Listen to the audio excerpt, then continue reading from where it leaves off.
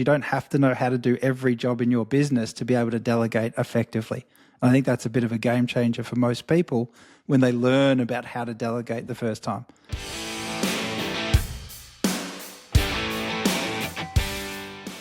Hi everyone, Rob Crop and Dan Stones here from Pravar Group, and welcome back to another episode of The Trade Den. Welcome back, Dan, and looking forward to getting stuck into today.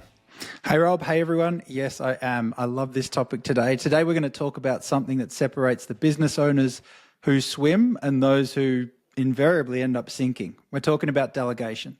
And I know what some people will be thinking. I've tried delegating. It's really tricky. It doesn't work with my team. You don't get it. My team's a bit younger. They're a bit different. They're a bit older. There's always an excuse. My team just doesn't get it. And we hear this all the time. But what we've learned coaching hundreds of tradies, delegation isn't about just handing off tasks. You've got to get your mindset right. It's about transferring responsibilities and decision-making at the end of the day. And most business owners are terrible at it, but I always ask the question, well, who's been taught it to begin with? And it's not because their team is incapable, but because they're missing fundamentals. And that's what we want to talk today. Now, before we get into this and start talking about this big three, what we're going to do is talk about why delegation goes wrong.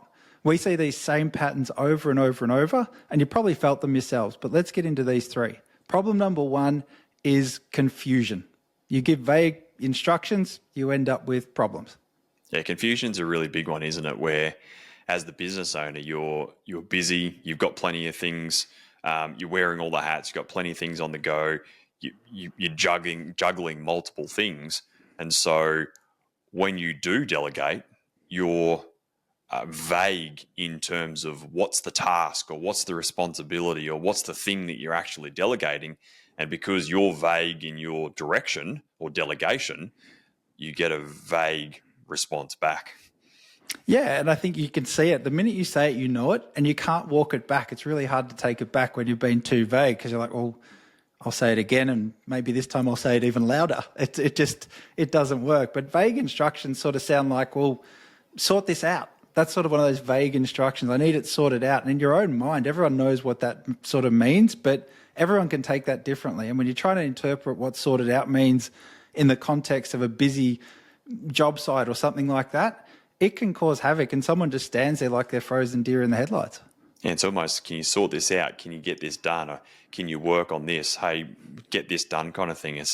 You got to put yourself in your employee's shoes to be able to go, well, what are they receiving from a communication point of view? And your poor employees, like they're just getting this in vague instruction, and then you're shitty at them because it's not done or it's incomplete or not what you expected. But really, is it their fault, or is it because they're confused because of your poor delegation to begin with?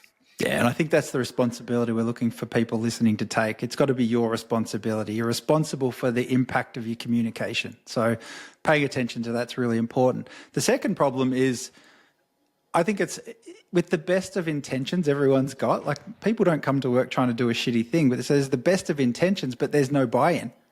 And you're telling people what to do, but in this sense, you're not telling them why it matters. Yeah, this is where the employee gets the task done mechanically, like they get in, get it done. But the problem is that when you don't give them the why or the context or the bigger picture around why this task or why this function or why that responsibility matters, they don't understand where it fits within the bigger picture. They don't have context. And you wonder why they don't make decisions, or they wonder why it's not done to what you expected, or it's not done in a timely manner. And it's not because they don't care or they're trying to do a bad job. It's just that as the leader, you haven't given them context. You haven't explained it correctly to be able to go, I need this done for this reason, so that they go, oh, I get it. Because when someone knows the why, they traditionally get in, the how takes care of itself, and then they get in there and get that job done because they can see the bigger picture of where it fits. Yeah, and decision-making gets better as a result of understanding why. Like, you think how many times you've given someone an instruction, it's like they've gone off and done something completely opposite. And usually it's because they never understood why that one was important or more important than the thing they were doing before. So I think this is a real big one in terms of improving decision making. If I've got that context, like you said, I can be trusted to make a better decision. But without the context, I can only make decisions based on what I know. Yeah, and if you don't give them the why around the deadline and when certain things need to be met and by when for this reason, if someone's missing deadlines, it's potentially other reasons. But if you give them that context around the what, which is what needs to be done and why it needs to be done, then they understand it. Then they grasp the concept of the what and the why, and that's super important for them to be able to deliver when they need to. Yeah, absolutely. And then our last problem then is if you recognize this, I guarantee if you recognize these first two, you're going to recognize the last one, because people overcorrect then and we get into over instruction. Yeah, this over instruction is micromanagement polished up, isn't it? It's almost like, well, this is what you need to get done and when you need to get done, and by the way, this is how you're going to do it. And when you have that culture of over instruction or that micromanagement style, then what happens is you no wonder your team may not think for themselves or make decisions or always keep coming back to you with questions and copying a million and one phone calls. It's because you're over instructing or over micromanaging, and you're not allowing them to make decisions for themselves. And so if you over prescribe the how, you're robbing your team the opportunity to use their own brain or do what they're getting paid to do in the first place. Yeah, you create a dependency. There's no independence for them to do the task. And then it becomes this self-perpetuating thing. Every time you have to give an instruction, you've got to fill it all the way in. And they just stare at you like, well, come on, tell me what to do. I'm used to this. And they don't think. There's no decision-making skill or strength being built up over time. It just becomes I can take instructions like a robot. I'll go off and do the instruction, and then I'll come back and wait for my next instruction. So all the things that most business owners would love with their teams, like being proactive and having some creativity and thinking through stuff and solving problems and all that, just gets missed because of the over-instruction. Again, it's a good intention, but now it's the other way around. It's your good intention that's now harming the team.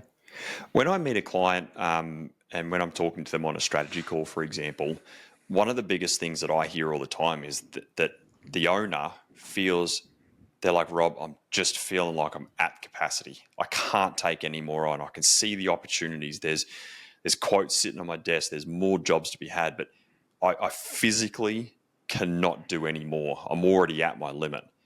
And if you're feeling that, that's a sign of poor delegation, where you might be trying to delegate and you're not doing it correctly, or you're just not delegating as it is because you've got that mindset of it's easier if I do it myself. No one's as good as me, and it just saves me time and energy and money if I do it.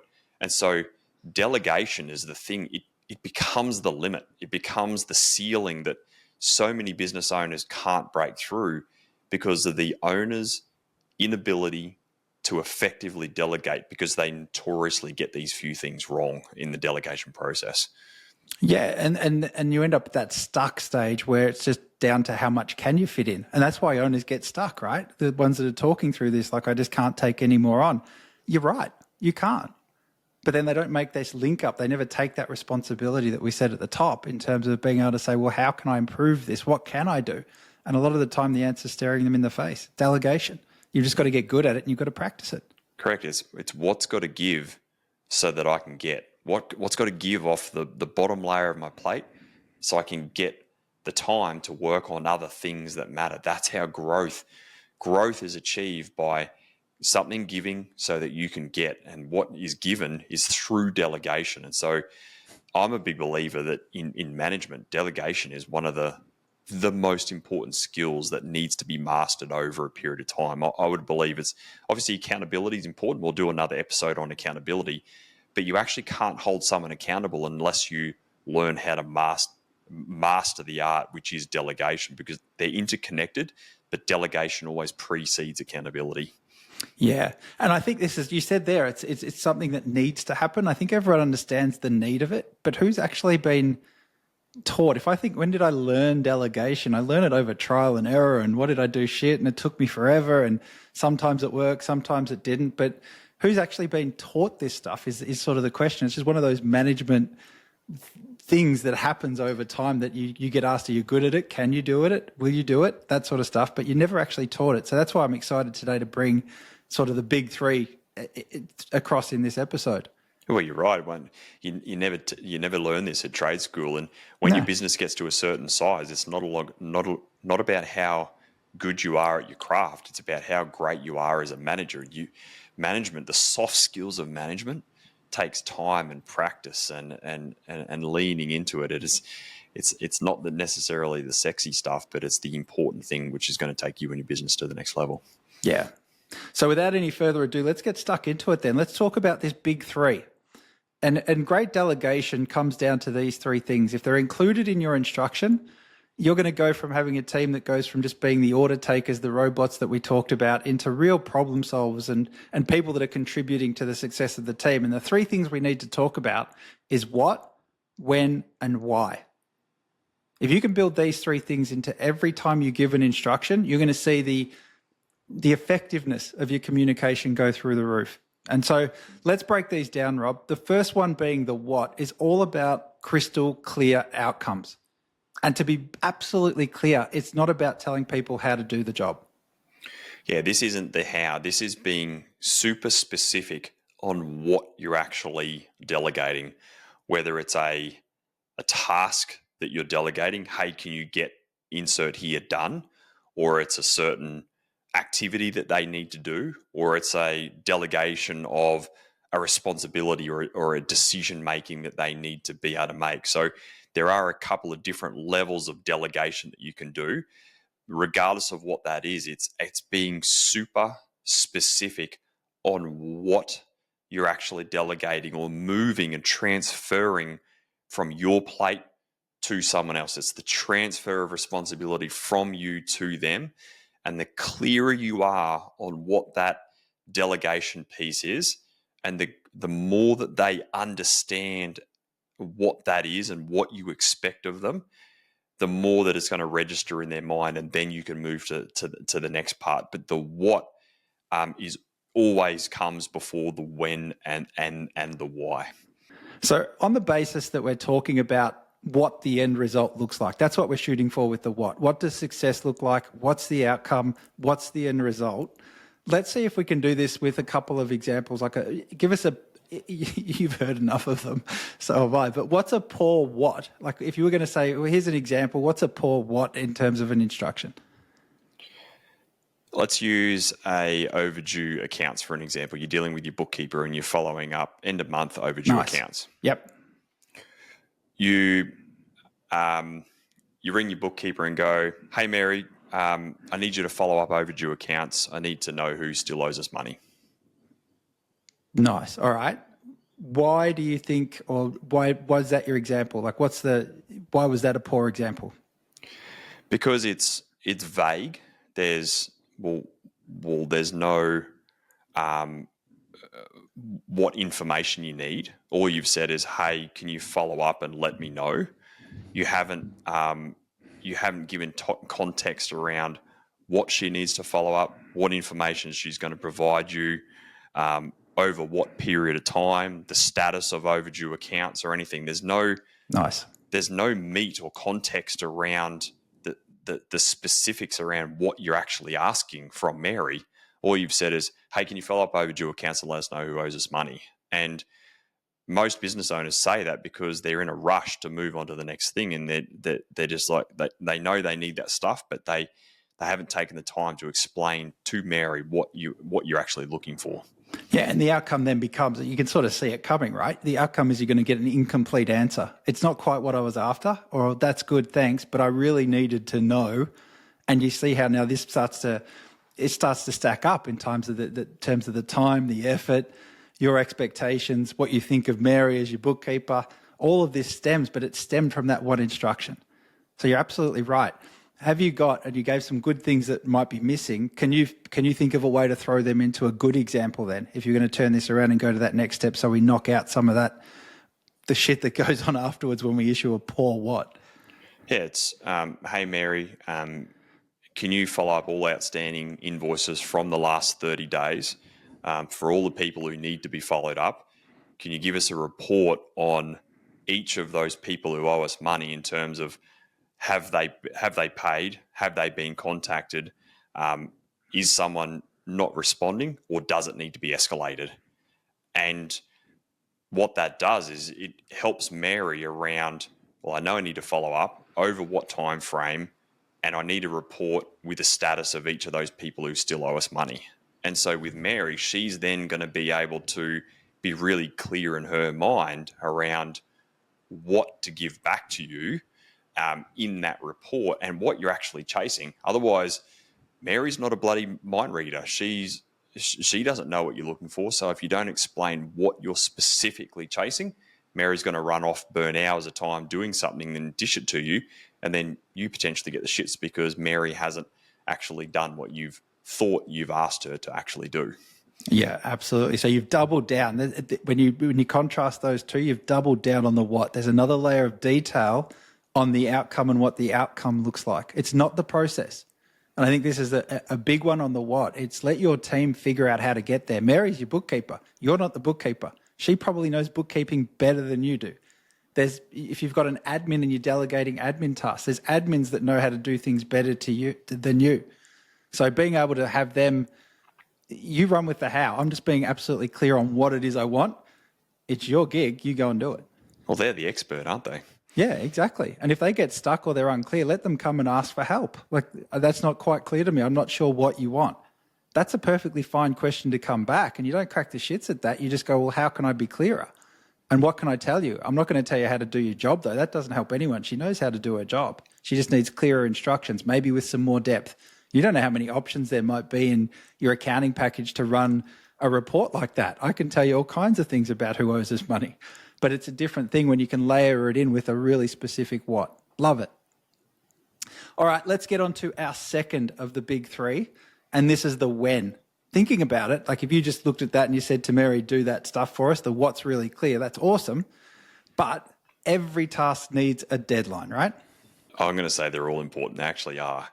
The when is super important because it's this delegation piece and being really clear on the when or the deadline is what sets you up for an accountability conversation down the line, because you can't hold someone accountable to something that they don't know they're being held accountable to.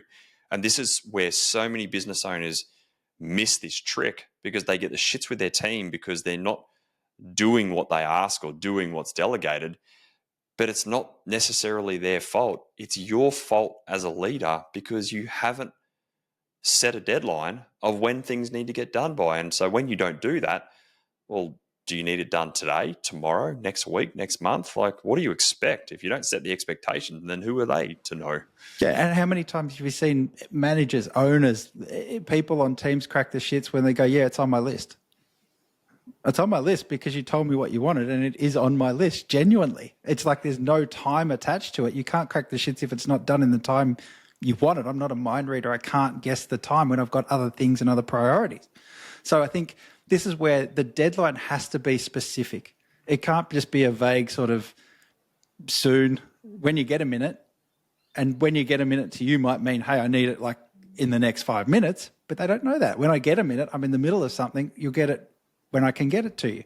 So I think that's really specific. Any other poor wins that you can think of, Rob? You did so good on the what. I'm keen to hear your next poor win. Can you get it done when you get a chance? When you get a chance? Yeah, that's a shocker, isn't it? When you get a chance. When you get a moment. Hey, Mary, can you just get the debtors report done? Yeah. I love the one ASAP. When people just throw around, I need it done as soon as possible. Yeah, that's a great one. As soon as possible means nothing other than the fact that you're probably going to get in trouble if it's not quick enough, but what's quick enough?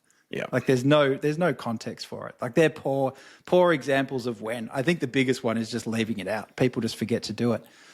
What would be, give us your one of a good, you're good at these, and I know that from experience, but what's a good when that you would add to a good delegation? You've been through the what, crystal clear, throw in a good when for us. Yeah, it's, you've done your what the specifics are, and can I get it back on my desk by 4 p.m. tomorrow so that I've got the time to be able to prepare it for my meeting on Thursday morning. And so what you're doing is you're giving that little bit of extra context, But what you're saying is I need it by this time so that I can do this because I need it for that. And so what it's doing is creating a sense of urgency. It's making it a priority, and it's saying to Mary, hey, don't just do it when you feel like it.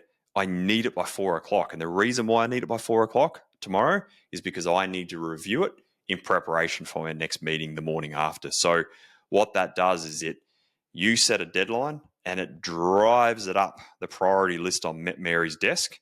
And then it's got the ability to be able to know that she's got to deliver by 4 o'clock, because if she doesn't, guess what you do at 4:05 on Mary's door, and hey, Mary, where's that report? You said by 4 o'clock. Yeah, absolutely. I like the way that it also connects them. Like when you're saying I've got a meeting coming up to this, it connects them to that next phase. It means that their work matters. It's not necessarily that it's a huge thing, but it just means that what I'm doing has a purpose to it. I'm not just being asked to pull something out, but I don't know why. I don't know when it needs to be done by. I don't have any urgency. I've just got this to-do list of just stuff that I get to tick off if it's done. That's really sort of hollow type work. And if you try to build a team, I think being able to show people how they connect to the bigger picture and how they can help the next person in the chain within the team, really, really important. Yeah, I think there's some people who are very good at delegating, but what they don't do enough is give enough color around their delegation. There's probably two schools of camp around people with delegation. They're either don't delegate at all, they're very poor at it because they just don't trust their team and they're poor at letting things go. They're like a bloody control freak. And then the other side of the equation is people who are very quick to delegate. But sometimes some people are very quick to delegate, but they say, can you do this, do that, I need that done. But they just don't communicate enough to their team to be able to go, this is what I need to be done, when it needs to be done by, because of this reason. And they miss that little bit of color to the delegation piece, which just helps your team around you understand why that deadline is important. Because otherwise, if you just keep throwing deadlines out there, it doesn't register in your team members' mind around why they need it by 4 o'clock. And that's an important part. Yeah, and this is our third thing. This is the third of the big three, right? What, when, and why. So context is really important, like you said. And this is the game changer, because this is, I think, where people, they go into how. Most people, if I said, if they delegate fair, it would be they do a what. They'd say when it's done by, but here's how I want it. And they leave the why out. And it's so important because if you can get the why in there, what you do is you offload that situation. You defuse the situation where people start to think, well, I've got two priorities here. They're both pretty urgent. Which one do I do first? If I've got a sense of what's more important and how the context links up, I can start to use my brain and make decisions. This is where the decision making can come in. I can make a decision, but it'll be a shitty one if I'm missing the context or why it's important. There's no guarantee. It's like Russian roulette. I've got two tasks, both due roughly on the same day, roughly at the same time, going to take a different amount of effort. I can only get one done. Pick one. Maybe I'm right, maybe I'm wrong. But if I've got the context and I understand the importance, then I can make a much more informed decision and probably the right one. So we avoid that thing of like, well, why the hell did you do that one? I told you to do this one, but I never told you why it was important.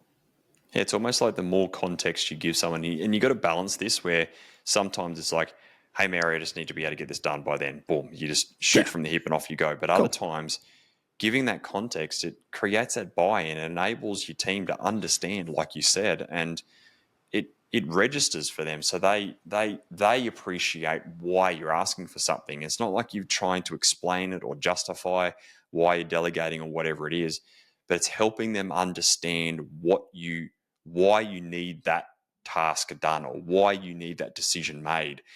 And sometimes the more context you give, you don't even need to give the how, because once they know what, when, and why, they can use their own brain to use to work out the how, because they're leaning on their skill set and experience. Because you've delegated effectively, it minimizes the need to overcompensate with micromanagement or direction around what needs to get done.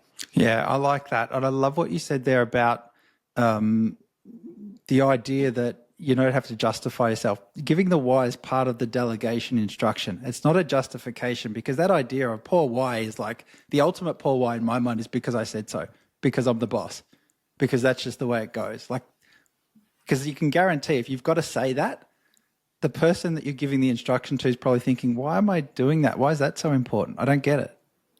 And you've missed that trick. You've missed the why. But people will throw a why out there as in, I don't have to justify myself to you. You're right, you don't. And it's not about that.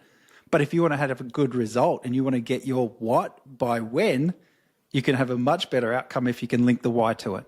And I think that's an important thing for people that might wrestle with this. Like, well, why do I have to tell a first-year apprentice why something's important? They should just do what I say. But you run the risk of having that sort of moment where nothing gets done. You don't get your outcome. Let's use that example of Mary. It's if you don't. An example of that is if you could just easily say, Mary, this is what I need done by 4 p.m. because I've got a meeting, and that's all you leave it. That could be all the context. But if you want to add more color to that, you go, hey, Mary, I need you to follow up on these overdue accounts. Let us know who's paid, who hasn't, what's the status of all those types of things. I really need it by 4 p.m. tomorrow because I need to be able to review it. And the reason why that is because we've actually got a really important client meeting on Thursday morning, which I need to be prepared for because we're going into contract stage with this customer who's looking at extending a stage of their project.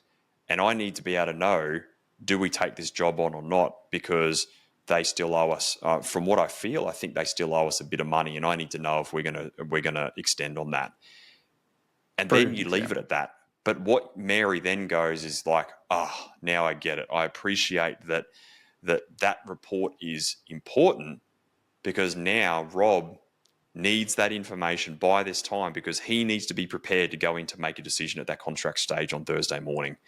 And it's just an extra couple of sentences, but it makes all the difference when it comes to that delegation phase. So why is that such a thing? Like when you include the why does it work so well in your sense? If you could summarize it as to why it's so important. The first one would be that your employees get to understand the stakes or the importance of what's being delegated. Mm-hmm. And number two would be that they make better decisions when problems do arise because they understand the what, the why, and the context around it. They get it. And so decision making becomes easier for them. They work out the how easier. So that's why it's important that you give that context because it's better for them and it minimizes calls and emails and text messages back to you because you build a team that make decisions and act on things themselves without keep coming back to you and be the bottleneck of the business all the time. I like it. So what you're really saying is you're helping them to do their job better. Like it's helping people do their jobs better than what they otherwise would have. Correct. Delegation is not just about moving things off your plate. It's about empowering your team to do better in their role as well. It's the win-win. They win because they feel more empowered to do what is expected of them and what you want from them. But it's a win for you because you get those LVTs or low value tasks off your plate. You delegate them out and you make way for more higher value tasks, whether it's a key hire, a business development activity, working on your numbers, whatever it is, you make way for that stuff that's more important because you're delegating the stuff that someone else within your team can do and they can do it at a better function or a better outcome for you. I love it. I've never thought of that. The ultimate win-win. Get your delegation right. That's awesome. Love that. All right, you're on a roll. I'm going to ask you now. Let's pull this all together. All right, we've gone through the what, the when, and the why individually. If you were to delegate, keep using Mary as the example. That's really cool. But let's use that now and see what it sounds like if you can. What all three sounds like when we combine it into one delegation instruction, if you like. Let's go the Mary example. Hey, Mary, can you run a report on all the outstanding invoices from the last 30 days?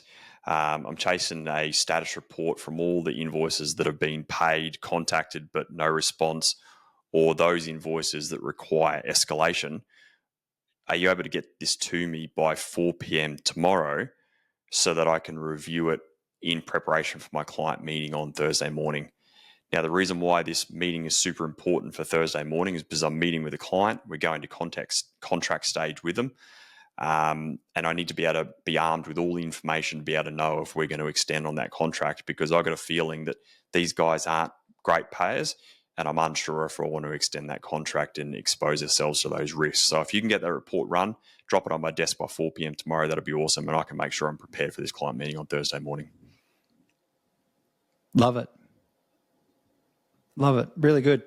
That's awesome. And I think that it just goes to show, right? You may not even know the first thing about how to run that report yourself, but that doesn't matter. And I think if anyone gets anything out of this today, it's if you can be clear on those three things, you don't have to know how to do every job in your business to be able to delegate effectively. And I think that's a bit of a game changer for most people when they learn about how to delegate the first time. And I think that when you're delegating, sometimes you've got to be a little bit wordy like that when you're explaining that to someone, if you're standing in person with Mary or on the phone. But the same thing can be done over email. Hi, Mary, can you please run all outstanding reports for all overdue accounts? Can you please shoot this back to me in a report format by 4 p.m. tomorrow afternoon, because I've got an important client meeting on Thursday morning that I need to be prepared for. Thanks very much. Talk to you soon. So sometimes when it's in email writing, you've got to be a little bit more direct and more to the point. But when you're in front of Mary, you can explain it a little bit more. But either way, you're still giving the what, the when, and the why. You're giving all the color to the delegation, and that's what helps her succeed and what helps you get done what you expect in a timely manner. Yeah, you painted the clear picture of success. You've created a sense of urgency, like when does it need to be done by? And you've given them the context to go off and make a good decision about, one, whether they do it or not, how they do it, to what level of quality they do it. All of that's built in, which I love. And you've done it in a way that you've probably avoided the trap of having 3, 4, 5 different conversations, or 3, 4, 5 stabs at it at 4:30, 4:45, 5:15 before you get it on the day you've asked for. So really, really good. Now, Dan, before you give our listeners a bit of a challenge for the week,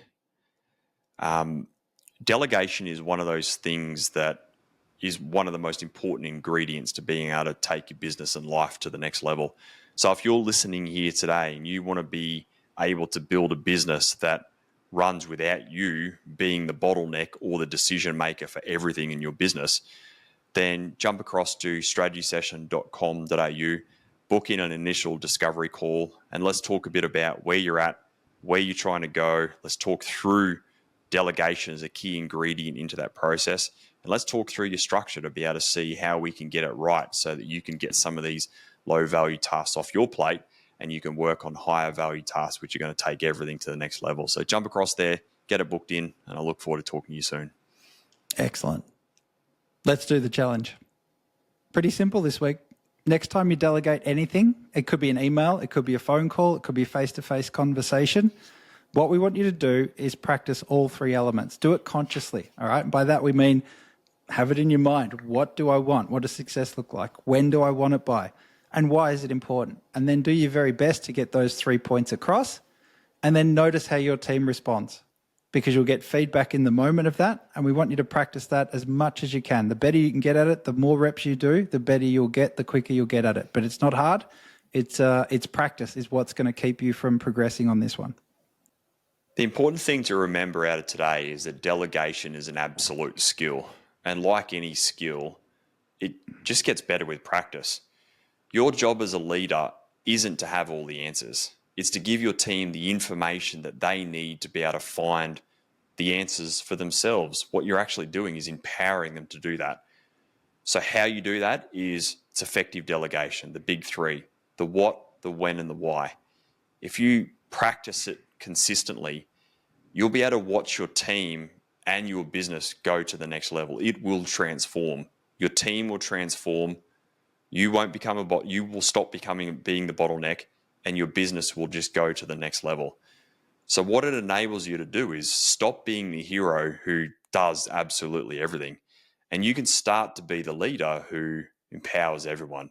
And that's where the real transformation exists within your business. Thanks for tuning in today. hopefully you enjoyed this episode around effective delegation in the big three, and looking forward to coming back to you with another great episode here on the Trade Den next week. Take care. See you soon.